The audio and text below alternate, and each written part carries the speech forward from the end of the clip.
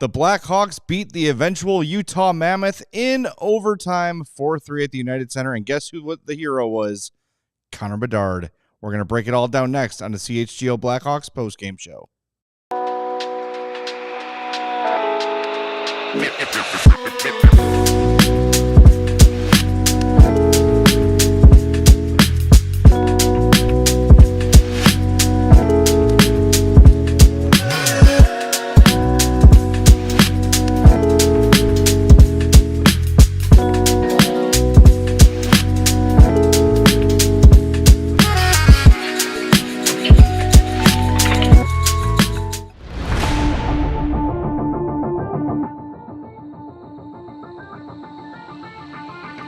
Welcome into the CHGO Blackhawks post-game podcast. Happy Friday night. Happy trade deadline post-game.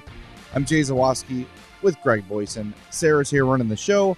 Mario will join us around 11 with the post-game news coverages and all that jazz. Lots to get to in this show. Before we do us a favor, hit the like button. Already 66 likes before we've even begun. Love that. Thanks for being here. Thanks for participating. Make sure you are subscribed to our YouTube page as well. And if you're listening on the podcast app, that's cool too. Make sure you're following or subscribed on your favorite app and leave us a 5-star review on Apple Podcasts and or Spotify. Greg, there's only one place to start today. Ilya Mikheyev. No, Connor Bedard. TJ Brody. An assist, a goal, including the game winner in overtime. Even before he scored the goal, you and I were talking about how much better he looked in this game, and you said it. You can observe his confidence rising as the game went on. With that play that set up the Kaiser goal, Still think it was in. Where he stripped Sean Dursey, Yep. who had a rough night. He robbed him. Yes. Literally just said, "I'm taking this." Hit the crossbar. Everybody in the rink thought it went in. Gets the puck back, finds Kaiser in the slot, who toe drags around Blackhawks legend Olimata. Nice shot, but it was that he was playing better before that. You could tell he and Nazar are starting to feel a little better with Colton Dock. That line was effective in the first period, but after that play. Like the very next shift, he had a great pass across the crease that just missed Doc. And then he almost had he set up another chance that just missed with Nazar. The shift after that, you could just feel it. And he had a couple shots in the third period. And then in overtime, even though we were like, "Oh, why didn't you get off the ice right there, Connor?" Yeah. And of course, he was like, shut up, old guys. You don't know what you're talking about. And then wins the game. 50 points, 51 points now. Just, you needed that. He needed that. It was awesome. That's after a long day, with all the Donato talk and all the trade stuff, you get Connor Bedard, your future, with 2 points, the game-winning goal in overtime, and your goalie of the future has another big game. I mean, the buzz is starting to grow, and the confidence is starting to grow with this team. Look at the show. It's trending in the right direction. And I said this way back in like November. Couldn't have been December or January. Way back in November when the Hawks were struggling. And I said, what if this team, they stink, but then all of a sudden they post-trade deadline, the kids start to play, they start to win some games. Even though they finish with 60 points, it's not great. It's not what you set out to do, but you feel good if it's the Bedards and the Nazars and the Kaisers, and we didn't know Spencer Knight, but Spencer Knight and Ethan Del Mastro has been so good these last few games. If it's these kids that are taking the next step, and even if you only finish with 60 points, you'll feel good at the end of the season, because that's all that matters. I don't want to keep going back to this boat, but something we've talked about all year is how it felt, how the Sharks felt different from the Hawks, and the Sharks were having fun and the Hawks weren't, even though the standings were the same. That shift is happening because the reason it felt that way for the Sharks was because it was the kids who were in control of everything. And Greg, you're totally right. it has shifted. And I'm not putting it all on Seth Jones, because it's certainly not all on Seth Jones, but the arrival of Spencer Knight is a big part of it too. Is they say, that's the dude. That is our future goalie. And when we're good again, he's going to be the guy in the net. And they know that. And then you've got Nazar playing well. Again, you mentioned Del Mastro, who faced off, what was it, a 2-on-1, maybe even a 3-on-1 in overtime, and allowed a shot, but it was a shot that Spencer Knight steered it to the outside, yes, and it became a low danger shot. And calm and composed. Yeah. The kids are starting to take over this, and I say this with all due respect, and I'm not saying it as a criticism. I hope the veterans in that room, and I think they are feeling it. Oh, sorry. For that, but just get out of the way. Let it happen. Be there when they need you. When they come to you for help, guide them. Lead by example like Donato does, right? By performing hard, finishing checks. That first period, the Hawks looked like ass. Ryan Donato was the one guy engaged, and that game kind of flipped when Donato put the Utah player on the bench and then dropped the gloves.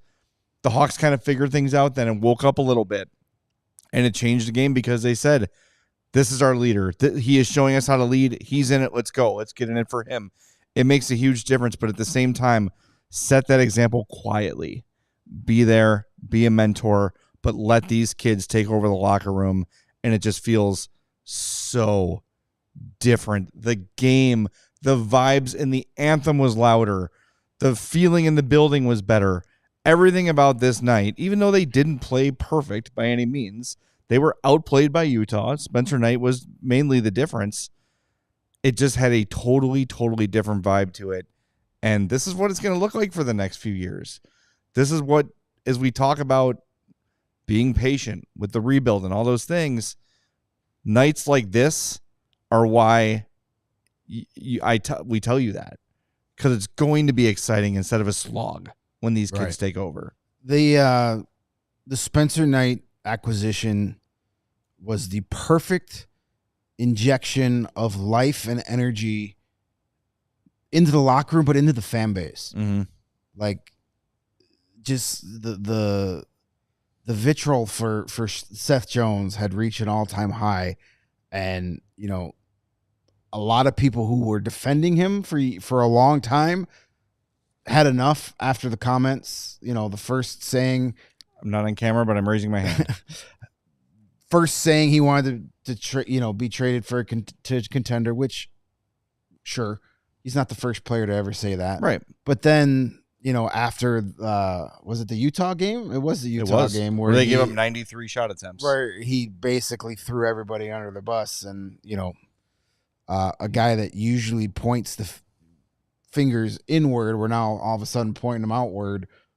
So a lot of people were done at that point. And it didn't matter who they got back in that trade. He was going to be an automatic fan favorite just because he was a guy.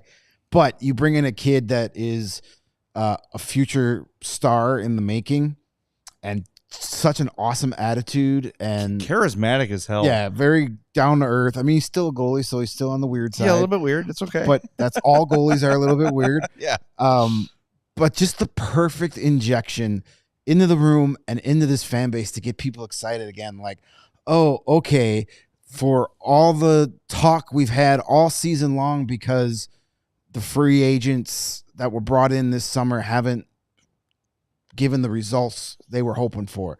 We all were optimistic that this was going to be a much better season. The 70 to 75 point range was a reasonable expectation.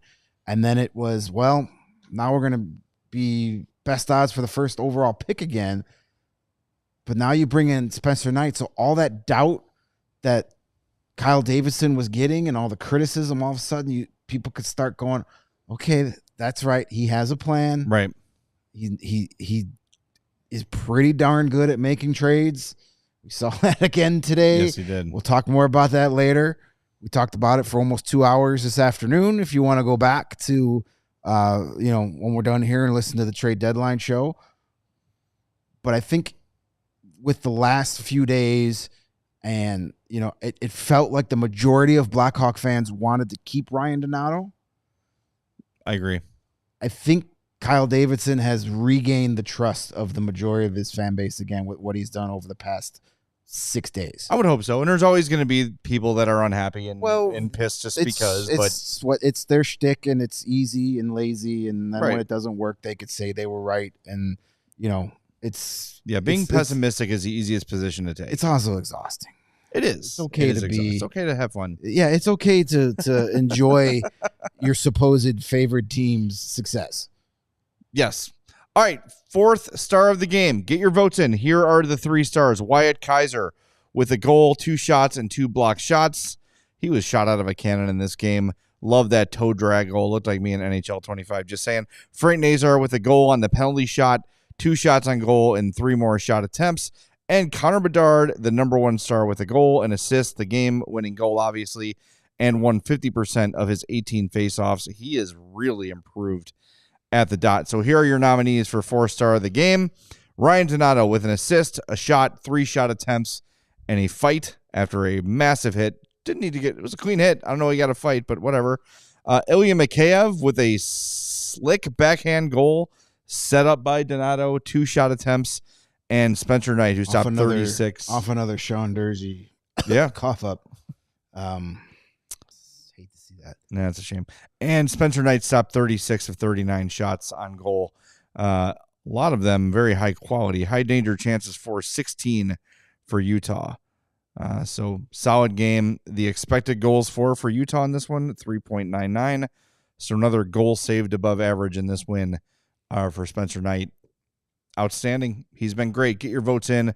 We'll reveal the winner at the end of the show. I know we are approaching the break zone, so a couple things we want to let you know about. Greg mentioned earlier we had our live 2-hour trade deadline show as we're sort of reacting to things in real time. Going back and listening to those can be kind of fun to hear in real time our reaction and everything. Also, Kyle Davidson spoke for 17 minutes today before the game. That entire interview is up on our YouTube page if you want to check it out. It's also been tweeted from all of our show accounts and Blue Sky and all that stuff. So go check that out. I wrote a grades breaking down the trade deadline, and tomorrow for my Diehards Only Blackhawks beat, I will be writing about what's next for the Hawks. What are their priorities starting today, moving into the beginning of next year? So lots of great content produced by this beat today, and a lot more coming. So check it all out. If reading is your thing, and after you're done reading all Jay's stuff, you can always head over to ChicagoHockeyNow.com and read even more by yours truly over there. You must head over to Chicago Hockey Now and do it. Yes. It's good. Very like-minded stuff. It's good stuff. Going on over there. It's good stuff. Sarah, should I take a break, or do we have anything? Are we at the break zone yet? Oh, we got 2 minutes? Dang. All right. A lot of time. Well, let's get into this because I know we're going to tackle the Donato topic next, but I just think, just to kind of finish the Bedard thought, I feel like every time he has a game where you're like, man, he was feeling it today, without even looking, right? You have that feeling, and then you go to the stat sheet, 5 shots on goal, 9 shot attempts, 2 hits, a takeaway, and a block shot. Yeah, I mean that is what we expect from him every night. 4 games after the Four Nations break, he had 4 shots total. Right. So, yeah, he just needs with Connor Bedard, something I've picked up on in his first almost 2 years in the NHL. Confidence plays so much in his game, and it does. That's it's everybody, but especially him. But especially with young players too. Yeah, correct. When things aren't going right, especially for a kid like that who has been the best player on the ice just by walking into the rink for his entire life, and that ended in Pittsburgh last year when he made his NHL debut. You are no longer the best player in the arena just by showing up. First time ever in his life. So that takes some time to get adjusted to. So when he loses that confidence, it gets pretty brutal. Yeah. But when he gets it back, it's like, yes, this is why we threw away an entire season. This is why we were so excited on draft lottery night when they won, and all that hype and all that hope. You go, yes, that's why. So that's it. I think he needs to, and he eventually will, he's still a kid. He's 19 years old. He's eventually going to find that like nice middle between the two, between the super highs and the super lows. You've got to target a middle spot and stay there most of your career. And if you do, you're going to be just fine. Well, I think maybe having a guy like Spencer Knight who has really worked on the mental aspect of the game could be beneficial for him. And I do think, and Nick Foligno has said this over and over again, he needs to find an interest outside of hockey. He's got to find something to blow off steam that is not going to shoot pucks or going to skate or playing NHL. Find something. Fine. I know this is your job, Connor. Yes. I know this is what you've worked your entire life to get to, but at some point he needs to realize there is more to life than just playing hockey. Correct. All right, break zone time. We'll get to your super chats coming up next. Then we're going to dig into Ryan Donato. A little bit of fresh info came out before the game today that we think you'll enjoy. So stick around, hit that like button. In the meantime, we'll be back in a second on the CHGO Blackhawks podcast. And some days, like today, winding down feels impossible. I'm going to be up all night. I know that. That's when I reach for my THC gummies from Cornbread Hemp. If you've been looking for a healthier way to enjoy happy hour, these THC gummies from Cornbread Hemp have been perfect for me. It's great. If you're tired of hangovers and you're looking for an alternative to alcohol, Cornbread Hemp makes THC gummies that help you enjoy the fun without guilt or regrets. They're America's only USDA organic THC gummy. They're 100% legal and they ship directly to your door. They're perfect for unwinding, kicking back, and enjoying the moment without alcohol or the hangover. Ever since this stuff has been legalized, it has been my go-to, and I love it. Cornbread is dangerously delicious. You have to remind yourself, this is a THC gummy and not a chewy sweet tart. Oh, I thought we were talking about actual cornbread. That too. That's the only cornbread I partake in. It is great. If you're looking for a healthier way to enjoy a carefree moment, you have to give Cornbread Hemp a try. We've got a special offer for you, the CHGO listener. How about 30% off your first order? Visit cornbreadhemp.com/CHGO and use the code CHGO at checkout. Again, that's cornbreadhemp.com/CHGO and use the code CHGO for 30% off your first order. Cheers to a healthier, happy hour. And whatever the sport, the app to bet is Circa Sports Illinois. Circa Sports, it's sports betting the way it should be. Circa Sports Illinois has high betting limits, low holds, and exceptional customer service. Bet on all your favorite teams in every game this season. Spreads, props, futures, or in-game, Circa has it. Fun and bet like a pro from anywhere, anytime in Illinois. March Madness is coming. Who do you like? Sarah, remind me. Michigan State. Michigan State, that's right. Good old Sparty. You can fund and bet like a pro anywhere, anytime in Illinois, like I said. Download your new bookie today at circasports.com. You must be 21 or older. Gambling problem, call 1-800-GAMBLER. And I have to fight the urge every time I read 1-800-GAMBLER to not reference Gambler. From The Simpsons. Yes. Sarah, The Simpsons were a TV show. You're aware of The Simpsons, So right? Surprisingly, I am aware of it. I was Okay, a good. Family Guy or an American Dad kind of person. It's more your generation. Yeah, I never got into The Simpsons. No, probably because your dad watched Well, it. in your Maybe. lifetime, The Simpsons has been bad. Yes. It's still on, right? It is still on, Yeah. I yes. was gonna say, yeah. But seasons 1 through 12, phenomenal.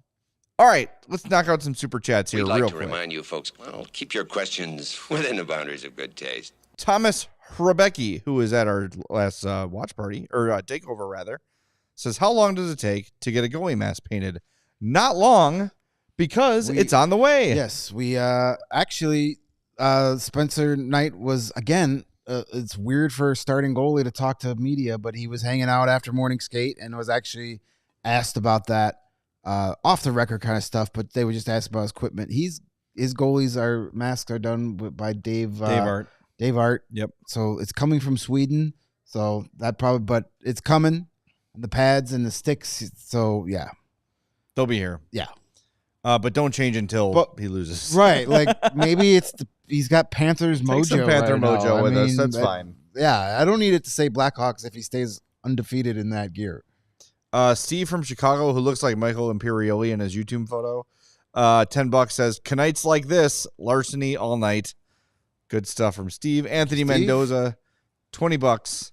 Frank Nazar, Connor Bedard, Spencer Knight, and ladies and gentlemen, Kyle Davidson, LFG.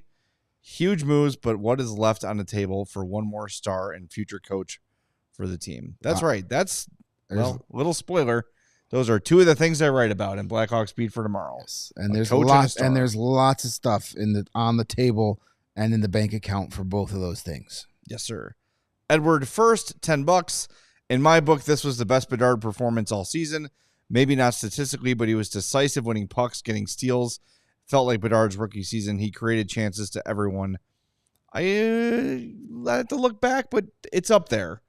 I just think it's top been 5 performances. I think it's just because it's been so long since he's had a night like this. It's like, oh, that was his best game ever. But yeah, I'd have to go back and look. But it definitely was a good one and a well-needed one. All right, we're going to save some of the rest till the end of the show because we do want to get into the Ryan Donato conversation. Obviously, not traded today. Frank Saravalli was a guest from the Daily Faceoff on the CHSN pregame show. He said there's a 3-year offer on the table for Donato. If he wants it, it's there. It's something he's going to mull over the summer, maybe before that. I'd be surprised if it goes that long, to be honest. Yeah, he wants to be here. He wants to be here. So that's on the table, and he called it I forget the exact word he used, but a good offer. Significant raise. With a significant raise. Right. And then Ryan Donato spoke to Darren Pang before the game, and he was asked, what's it like to still be here? And Donato said, ever since I've signed here, I've been super happy. We started our family here. I'm hoping to help the organization build something here. This just feels like a matter of time. I'm sure we saw Kyle Davidson as we were walking out, and he looked completely exhausted and admitted it to us as well. And said he's going to sleep for a week. But they've got time. He's not traded. There's no need to get this signed tomorrow. Cross the T's, dot the lowercase J's, and get it done. And I think it'll be fine. And a couple of people predicting 3 years by $4 million, 3 years by $3.5 million. I would imagine that's about right. If it's 3 years, $4 million, 3 by 4 is fine. that's 100% raise. Yeah, that's a significant raise. That's I think I'd like one of those. That would be wonderful. Yeah, it's not going to be anything that changes any plans. It's not going to be anything that prevents the Blackhawks from making any big moves, any moves, period. Because you got to remember, you give him, say, 3 by 4, the salary cap is going up each of the next 3 years significantly too. So there's a chance by the time that third year comes, he's going to be, even at double the salary, he'll be taking up less of the percentage of the salary cap. Right. So it's all good.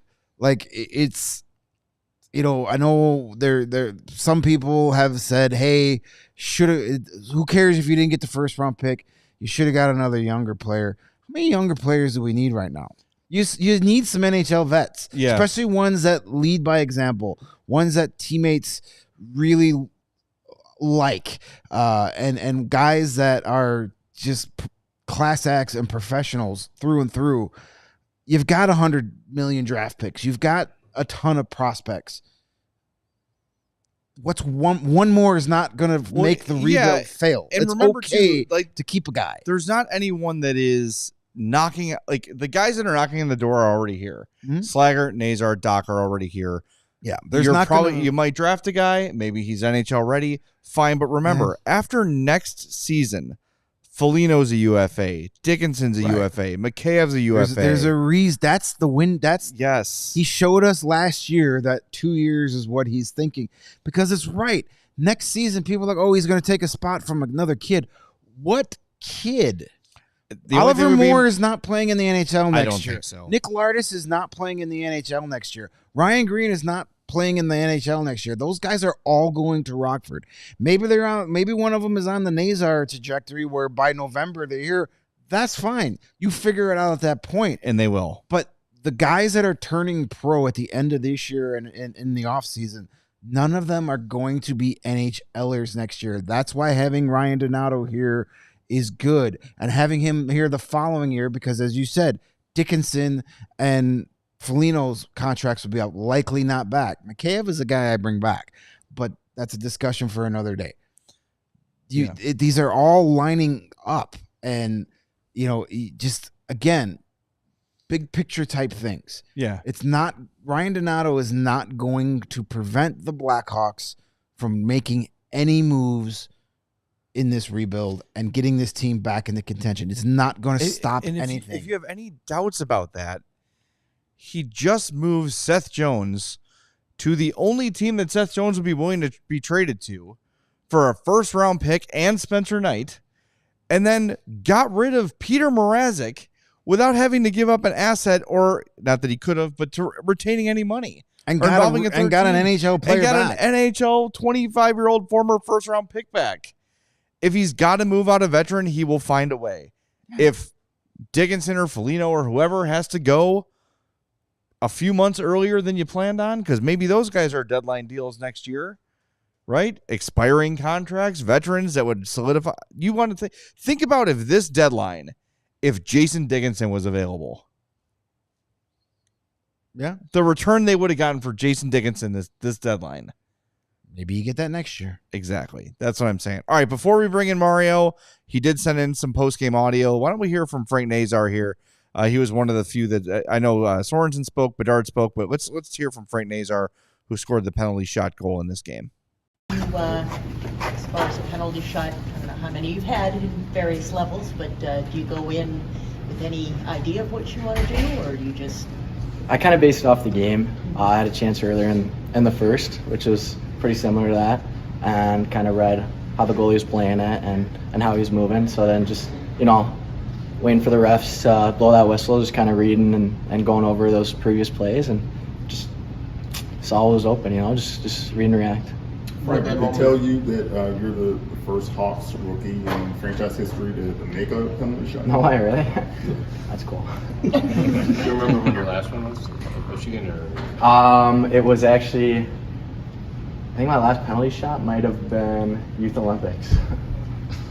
What's that whole moment feel like? Just sort of the tensions on you and all that?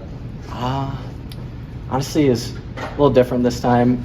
Went out for the shootout against St. Louis earlier in the season, and a lot of nerves going through you first time, and then this time, just kind of having that experience and knowing what it's going to feel like, and just trust in myself and belief, and just know that I was able to make a good move.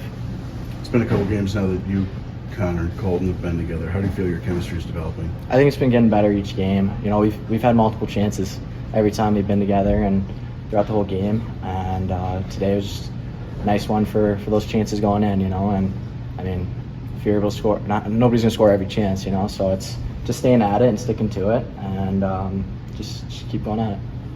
How would you assess the team game overall?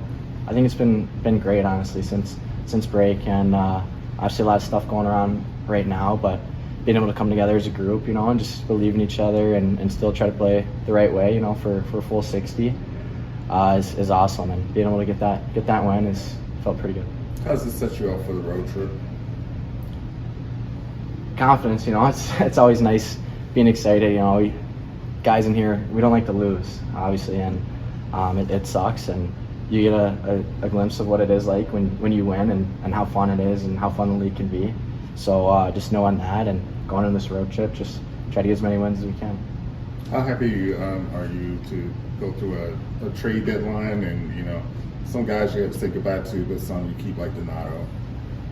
It's definitely a mix of emotions. There's guys that you bond well with and you talk a lot with that end up leaving, and guys that you bond well with and talk a lot with that are staying. So you're excited both ways, and it's that's hockey.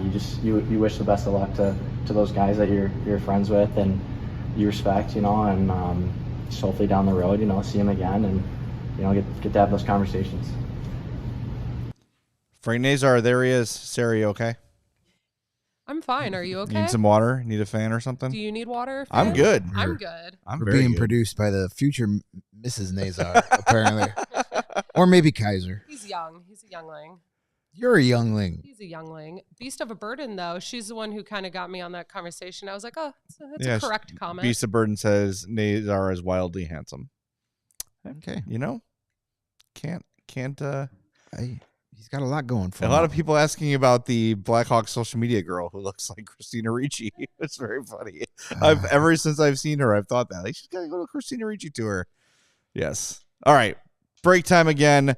I have to kill time because I don't know what the reads are at the moment, so I'm going to kill a little bit of time. Distracted by Frank Nazar's handsomeness. That's right. Mario's going to join us next from the United Center. Stick around. Hit that like button for us. We have 277 likes. I'm very confident we can get to 300 before this break is over. If we don't, I'm just going to keep reading ads until we hit 300. All right? Do it. Hit the like button. Back in a moment on the CHGO Blackhawks postgame show. Got to create 23 burner accounts. Is there any combination better than Hooters, the restaurant, and Chicago sports? Greg? I wasn't listening. What? Just say no. There's no. That's right. Hell no. What makes the original Hooters so special? It's simple. And this is what everybody says about Hooters. They care about their people and the food they serve, their guests, and the community. That's why I go there. That's right. It's an experience like no other based on years of hard work. How about this? $6 cocktails in this economy? Yes. Must not be any eggs in those. I would imagine not. If you're thirsty, head to Hooters for $6 cocktails all day, every day. Enjoy an Absolute, Bacardi, or Sauza single mix cocktail for just $6. That's a really good deal. At Hooters, originality isn't just one thing, it's everything. Hooters, always original. Go check them out. You know where Hooters are by now in the Chicagoland area. There's 11. You've got Aurora, Countryside, Downers Grove, Joliet, Lansing, Melrose Park, my hometown of Oaklawn. That's where I grew up. O'Hare, Orland Park, Schaumburg, and Wells Street in the city. You can even order online for pickup and delivery. Check them out at originalhooters.com. And unrelated, sometimes you don't want people to see where your eyes are looking. Unrelated to the Hooters read. So you might need some Shady Rays. Right. You definitely don't want to know where your eyes are looking while at Hooters. Correct. Get ready for the spring that is just around the corner with quality shades built to last from our friends at Shady Rays. They've got you covered with premium polarized shades that will not break the bank. We've been telling you about Shady Rays for years now. Maybe our longest running and most consistent sponsor, I would say. Right? They've been with us pretty much since the beginning, and because they're awesome. And our viewers and our listeners have been ordering them, and they love them, and with good reason. They're fantastic. If you don't love them somehow, you can exchange them for a new pair or return them worry-free within 30 days. There's no risk when you shop. Their team always has your back with personal and fast support. You can even get them in your favorite team's colors. And exclusively for our listeners, Shady Rays is giving out their best deal of the season. Head to shadyrays.com. Use the code CHGO for 35% off polarized sunglasses. Try for yourself. The shades rated 5 stars by over 300,000 people. All right, let's go out to the United Center, which I'm sure is still bumping, as the kids say. And let's bring in Mario. Hello, Mario. What's up, guys? How's it going? It's going well. How were the post-game vibes? We heard from Frank Nazar. I saw you spoke with Connor Bedard too. What are the vibes today? I mean, it's good. I mean, anytime that this group gets a win like that, they're gonna be happy. They're gonna be excited. I think we've, from the last couple of games, have seen, the mood around the team lifted a little bit. Winning and getting good results brings that. Other things also bring that. I think that's not a secret now. And I think too, I think the vibe around the team kind of getting beyond the trade deadline now. I think there's a bit of a relief that that's over. And I think for some guys, it's probably a relief that it's over and a guy like Ryan Donato is still around. So it's good. I think you see it on the ice. This was a spirited effort. Crowd got behind the team. This is another game where you do enough offensively to get a win, and then Spencer Knight, he's just been such a difference maker since he's been here, and the 2 games he's played has just been. They should have lost both of those games, and he has one of the biggest reasons that they've come away with wins in both of them. What I really want to know is, now that Nick Foligno was back, was Tina Turner blasting from the locker room after the win? It was not. No, Oh, it was a I don't know if it was the same one. It sounded similar, but it's definitely a hip hop song that is beyond my reach of the genre. But I think that know it. You're the youth of the parents team just here. don't understand. No, Nightmare on My Street. That's no. all I got. Sugar Hill Gang. Yeah. What's that? Hotel, Motel, Holiday Inn. I could give you guys 5,000 guesses. I don't think we would get it. No, we wouldn't. But you know what? Damn it! That means the kids have taken over. That's right. That's the a good revolution thing. is here. Bye, Tina Turner. Hello, unknown hip hop guy. I think that is again. I think that is a sign of a little bit of the shift here, a shift of the vibes and everything. I mean, tonight was another night where you had 9 players, 23 years older or younger, in the lineup, and that is without having a guy like Nolan Allen, who's been around for the majority of the NHL season. That's without having a guy like Kevin Korchinski in the lineup. So I mean, it's changing, and for the better. I think what we're going to see these final now 19 games left is a preview of next season, and continuing preview of what's to come for this organization. Yep, and Kyle Davidson definitely alluded to some of these college junior guys getting a look, if possible, later in the year. Sam Renzel, Oliver Moore, Ryan Green, Aiden Thompson, even Nick Lardis. But it all depends on when their seasons end. If any of those college guys get to the Frozen Four, the Frozen Four happens the weekend of the final regular season game, so they wouldn't get here. And depending on how far Nick Lardis goes in the OHL/Memorial Cup playoffs, there's a good chance he won't be able to get here in time to play any games either. But it's good to know that is where the mindset is. And this is what we wanted. I said it before you got on the air, Mario. This is what we were hoping for. Forget the point total at the end of the year. If we get to the end of the year and it's now the kids' team, it was a successful season. Yeah, I think it was a bumpy road to get there, but we're here now. We're here at this point of the year where it's the majority of these games. You're going to see almost 50% of the lineup is going to be guys that you would say are part of the future, or at least have an opportunity to be a part of the future. And that's a big thing. That's a big thing for the team moving forward. It's a big thing for the culture that can be built moving forward. And I think it's a big thing for the fan base too, is to, we've been talking about, hey, patience, future's coming, Kyle Davidson's building the prospect system, all these things, to now kind of see that first wave of all of that come to fruition and start playing NHL games and start providing those moments at the NHL level where you're like, hey, this is going to get me excited about the Blackhawks again. I think this fan base has really been waiting for that. And we've had a lot of it with Connor Bedard, but now he's got a group around him that can also help provide that kind of excitement. So it's great. Well, let's talk about Bedard a little bit. Number 1 star of the game, game-winning goal in overtime, had an assist as well on Wyatt Kaiser's goal after hitting the crossbar. But we went through his stat line: 50% on faceoffs, had a hit, a block shot, was kind of all over the place. His best game in a while. What did he have to say after the game? Yeah, I mean, it was typical Bedard stuff. He's not going to get too high or too low, really. But you'd think after a performance like that, snapping a 7-game point drought, he'd be a little bit more up. But I mean, it's who he is. I think he's not trying to get too crazy here. But it was obviously very good for him. I think you saw it in his game. Once that he had that shot that went off the crossbar that Kaiser was able to bury the second opportunity here.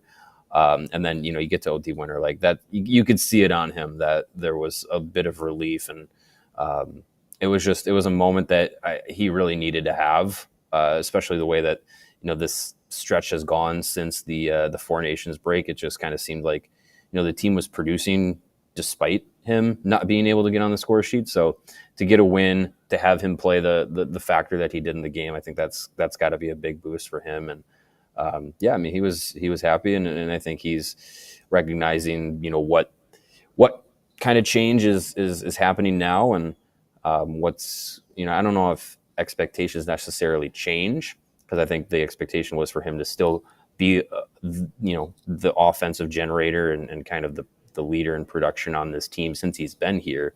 But I think, the expectations around him and what he can do with the guys around him, I think that's kind of changing. And we saw it tonight with Colton Dock and Frank Nazar on his line.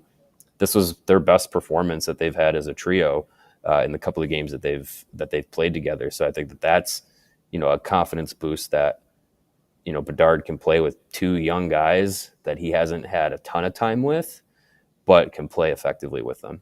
I'm keeping that trio together until the year's over. I'm sorry. Colton Dock's just trucking. Well, I wish it was up to you, Jay. I know, right? Well, and hopefully they could stick together. No, I mean, I kind of wanted to take Colton Dock off of there after that first game. It wasn't great for him, but everything else seems to be clicking. All the other lines. So why not? I mean, it's obvious. I know a couple people were asking about Joe Veleno. He's supposed to join the team in Nashville tomorrow. And I think he'll play instead of Kurashev. Yes. When you look at it, Philip Kurashev, 8 shifts total for 6 minutes. But I do think had they not traded Craig Smith today, he'd still be on IR. I think he probably sucked it up and played. He's probably not 100%. So well, then he deserves a raise just so they didn't have to play 7 defensemen, with that 7th defenseman being TJ Brody. Yeah, exactly. Just give us a few shifts. Yeah, that's a valid point. Because he actually probably had his 4 best games of the season before he got hurt. I agree with that. So yeah, you're probably right. Where they were just like, hey, can you go out and give us, a couple shifts a period, and we'll give you an extra scoop of ice cream on the plane to Nashville, something like that, Well, that leads nicely, and maybe it's Anders Sorensen mentioned that. Anything about Kurashev in the post game, and if not, what was the tone from Sorensen after this one? No, there wasn't anything specifically on Kurashev. He did mention that Veleno is meeting the team in Nashville. I don't know if the expectation is him to play, but at least he'll be there. I don't know if they'll have. I would doubt they have a morning skate tomorrow since they're traveling and then play. But I mean, if you throw him in and put him on that fourth line with Reichel and Maroon rather, and put him in that spot, give him some 12 minutes or so. I think that's something that he could jump into and handle. Sorensen, in what he knows of Joe Veleno, gave his own little kind of like scouting report. He just kind of said that he's a reliable player, can be pretty decent at the faceoff dot, and was utilized on Detroit's penalty kill, which he said that Blackhawks and the Red Wings, their penalty kill structure is the same. So that'll be something that I think we can look for if he is playing tomorrow. If he does get PK time, that'll be maybe a role that he fits into the final 19 games here. But as a whole from Sorensen, I mean, he was happy with the effort. I mean, it was a little sloppy at times, but that second period they really pulled it together.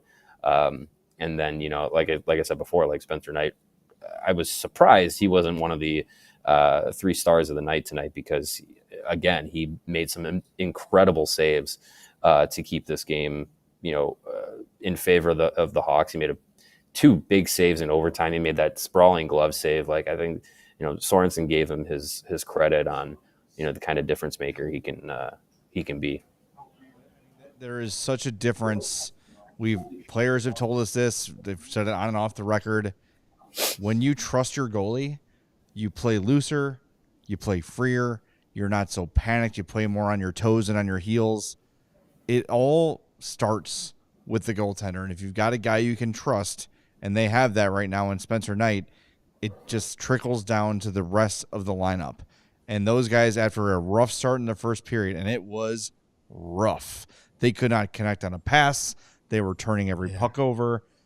The forecheck from Utah was killing them early, and Spencer Knight kept them in the game, and it made all the difference in the world because not taking anything away from Soderblom, but if it was him in this one and not Knight, it could have been 3-0 early in the first, and the game is over, and you're just coasting to the end. Yeah, for sure. And the one thing that I've noticed, I'm really glad his first 2 games were at home so we could get that bird's eye view in person. Yeah. His calmness in the crease is incredible. There's no scrambling, there's no overexertion, there's no wasted motion. When traffic gets in front of him, he gets down so low so he could like look through legs to find the puck. He's constantly looking for the puck. Just technically so sound.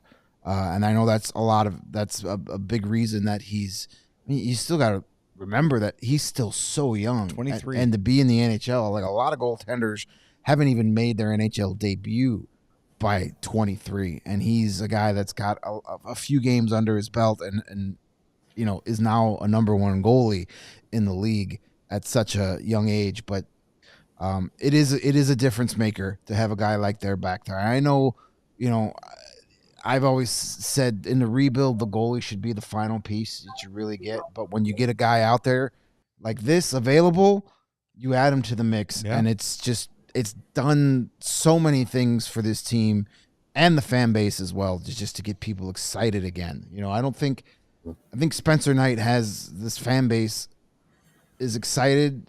They haven't been this excited since the Connor Bedard draft.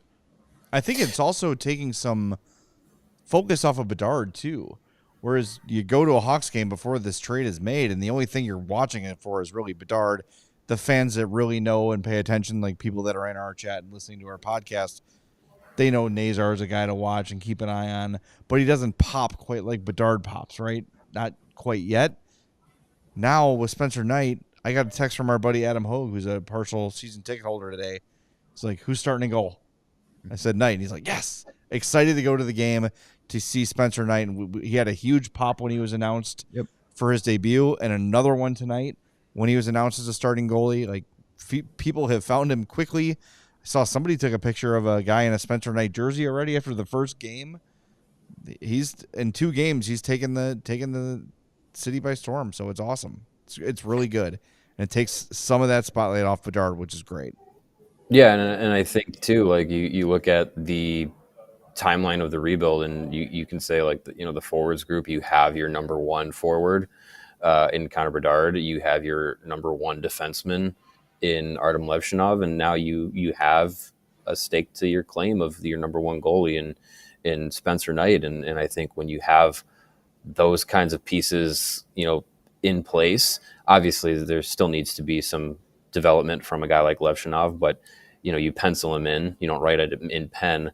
But for Knight and for Bedard, you write that in pen. Like, those are your number 1 guys. And I think as far as a rebuild goes, when you can check those off the list, you can now start, putting the pieces in behind them to put everything together. It's a giant puzzle piece. And I think, again, we're seeing some of those pieces come together. Wyatt Kaiser's been really good since he's come back from Rockford. He scores again tonight. Ethan Del Mastro has been really good since he's gotten more of an opportunity with Seth Jones being out. He's gotten more minutes and more responsibility. He's been really good.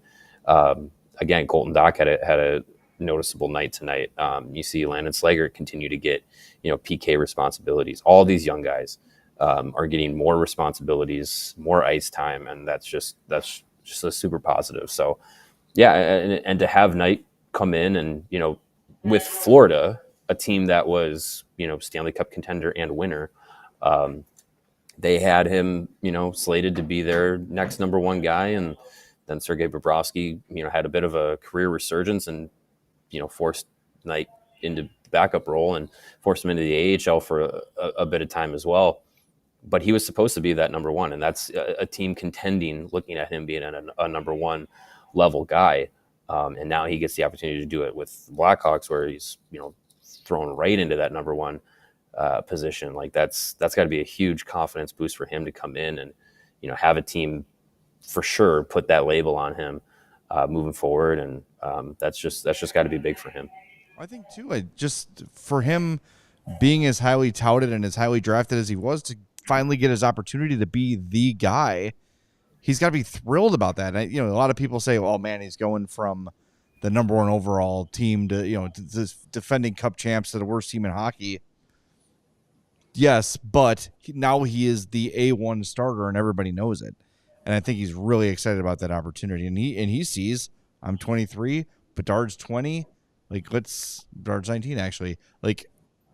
I'm going to be part of this thing for a long time. Yeah, and I think the longer after he's been here for a few days and starts to get acclimated with the fan base and get acclimated with what's in the system and what's coming and what the plan is, he can get even more excited about being here. I heard, I can't remember if it was, I think it was Matthew Barnaby on Daily Faceoff today was talking about the whirlwind days after you get traded, how your life is just, even if you're a veteran, it's been through it a million times. You got to find out where to live. You got to get your clothes to you. You got to figure out where your family's going to do. Find school. It's just this whirlwind of life that's happening. And, oh, yeah, by the way, go stop 40 shots a night and be at the top of your game. It is an overwhelming thing. This road trip is going to work wonders for him. I would think so. And this team as a whole, after the craziness of a trade deadline and not knowing who's going to be here and all this stuff, and now you go on a 4-game road trip. Big exhale. You get to bond a little bit. Joyous Spencer flight. Knight gets to hang out with his teammates and do some team bonding type stuff. Maybe go sing a little karaoke in Nashville after a win tomorrow night. Who knows? Could be fun. All right, Nuggets, tidbits.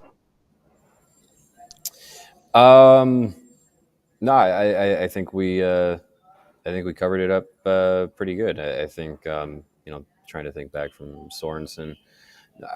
I think he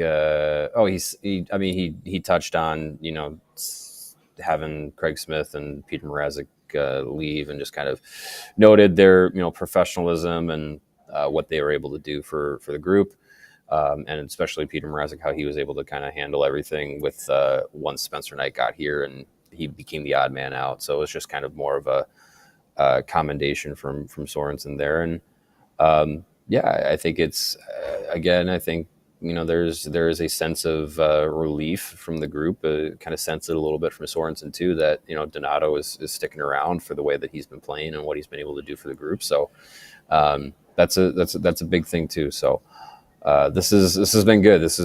I think you go through the trade deadline, you come out of it. This is a winning trade deadline for Kyle Davidson. It's definitely a passing grade.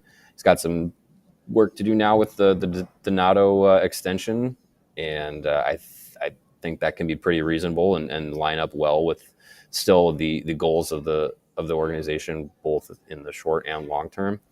But we got to see if he gets it done, and then go from there. But other than that, I think now we're in the final 19 game stretch of the season where this is going to be that opportunity for that young group to really grab the reins and continue being the driving force behind the team. Take over now. Yep. All right, that's Mario Tirabassi from the United Center. Thanks so much. We'll see you tomorrow, 6:30 for pregame.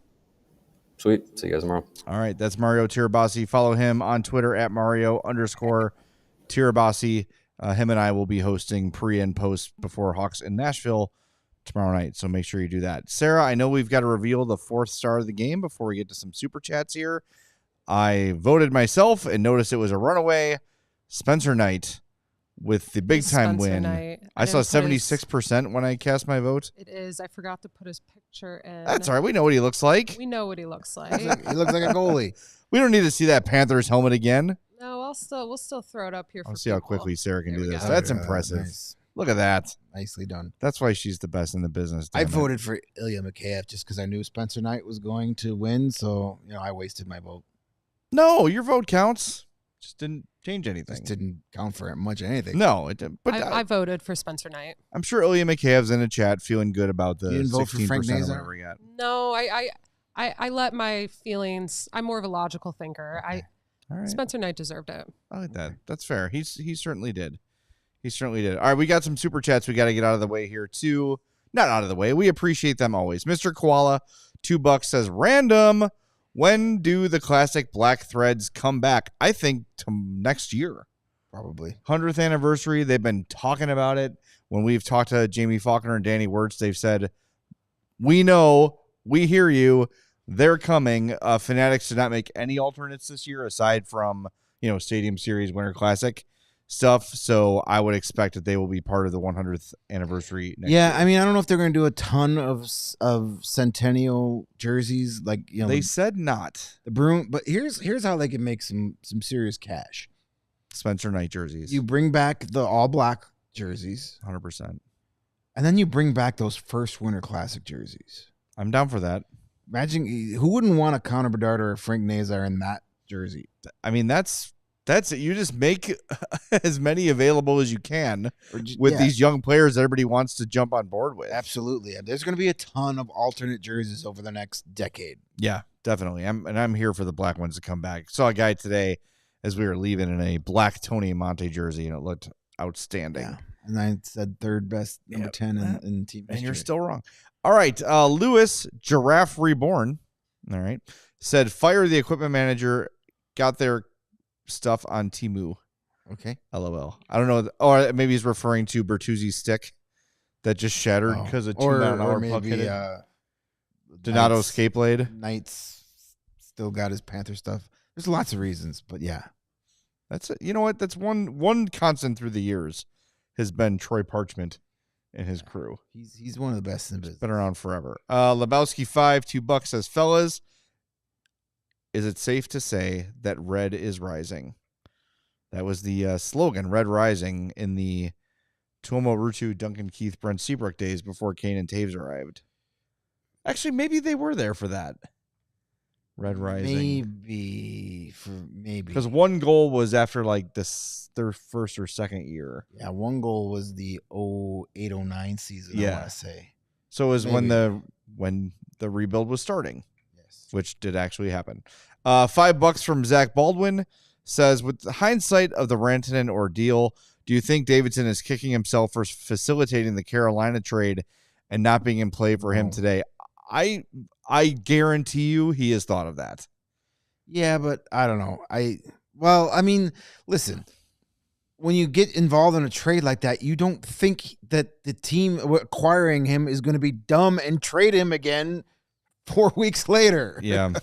He probably didn't even realize that was a thing, because who the hell is going to trade for Mikko Rantanen just to trade him again in 3 weeks?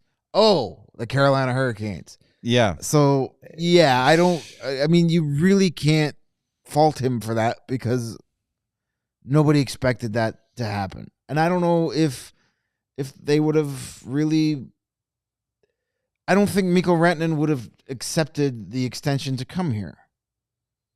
No, I don't think so. So I think it's a moot point. I also think that they probably, when you are facilitating that trade, I think that the Blackhawks were offered to Mikko Rantanen. I've heard this. I have not verified it. I will try to. So take this with a grain of salt. But they told him, Colorado said, you can go to Chicago or Carolina. And he said Carolina, understandably. But the Hawks might be of the understanding that Mikko Rantanen had no interest in playing here. Which is, it's understandable. They're the worst team in hockey right now. Right.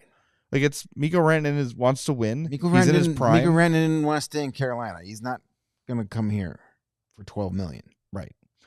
But the thing the Hawks have, as we talk and look forward to maybe bidding for Mitch Marner or Brock Besser or whoever it might be. By the way, look, what is Alvin's first name? Who cares? The GM. Unemployed Alvin. Whatever. The GM of the Canucks. Yeah. Said, boy, if you guys knew the offers I was getting for Brock Besser, you'd go nuts. Well done. Yeah. Way to throw your player under the bus and let him know there were no offers for him. If I'm Brock Besser, I am done in Vancouver. Well, I think he was anyway, and this didn't help. This nudged him even further out the door, and I will take him here in a heartbeat. Sure. Yeah, that'd be great. Thomas, $5 says, why do we say former first round pick? The trade isn't a demotion. Once a first rounder, always a first rounder. That's actually a good question. We do that. I often feel like, too, you call a guy a former first-round pick when they haven't panned out quite as expected. I think it's where you're like, hey, this guy kind of sucks, but somebody thought he was a good first-round once. pick, so maybe there's something good in there, right? I don't know if we said it in regards to Knight or Veleno. I think we said it about probably Veleno and another guy. I think it's used once that draft class is not the current draft class anymore. Patrick, thank you, Patrick Alvin, because you weren't a you weren't a first round pick this year. You were a former first round pick since the draft is in the past. Yeah, I think that's probably why we subconsciously did it. Because you can't keep calling everybody first round picks because like there's new first round picks every year. Yeah, but if you say, well, you're right, but you really don't hear that about like he was a former 5th round pick. It really is unless they turn out really good. Louis Crevier, former 7th round pick. Yes. Yeah, that's the opposite though. If the guy really overachieves, is like, hey, look how smart I am. Look at me, greatest GM like ever. Dustin Bufflin, an 8th round pick. Look at me. Hey, how long Ken Holland's still riding on getting Pavel Datsyuk in the 7th round? Yes, he is, as he should. That's a really good pickup. Yeah, it's different era. Yeah, that's true. All right, we are going to be back tomorrow. Well, Greg won't be here. Wow. That's all right. I should say that to you. Yeah. 6:30 pregame show before Hawks and Preds, and then as soon as the game ends, Mario and I will be on, wrapping it up, hoping the Hawks can get points in their 5th consecutive game. If they get a point tomorrow night, it's 5 consecutive games with points. So, coincidentally, it'll be the 5th game without Seth Jones. I mean, that coincidentally. Has been pointed out a couple of times that the Hawks have not lost in regulation since trading Seth Jones. Also, big game because if the Blackhawks win in regulation, they're only 3 points behind Nashville to get out of last place in the Central Division. Oh, God. We're screwing up their draft choices. Can you imagine the Blackhawks finishing with more points than the Predators this year after the offseason they had? And they made Nashville didn't make any like massive trades, but they traded. They got rid of guys. I mean, they got rid of Luke Shen. Yeah. So they're definitely worse. Yeah. To the internet. Unless Luke Shen was like their Seth Jones and they're all of a sudden going to start winning because he's off the team. But I doubt it. He's the problem. I doubt Definitely. it. Hey, and stranger things have happened. They're only 8 points behind Seattle right now. Who traded away everybody. Yeah. So maybe they won't be 31st in the league. They'll be 30th. They traded Mark Jankowski to Carolina. I thought they had other trades. And they're only 6 points behind Buffalo, too, in the league standings. That's crazy. Buffalo is Buffalo. At least they didn't completely Buffalo it today and trade Tuck and Peterka, and they tried to. Did the Jokiharju thing go through, by the way? It did? Okay. Yes. They traded Tommy Novak and Luke Shen to Pittsburgh for Michael Bunting and a 4th round pick. So that was the one I was thinking of. Yeah. So. And Michael Bunting, I don't think is. And they traded Gustav Nyquist. Right. So. All right. Well, who cares? Nashville Hawks pregame tomorrow at 6:30. We'll talk to you tomorrow night before and after the game right here on the CHGO Blackhawks podcast. We all silly like the mayor.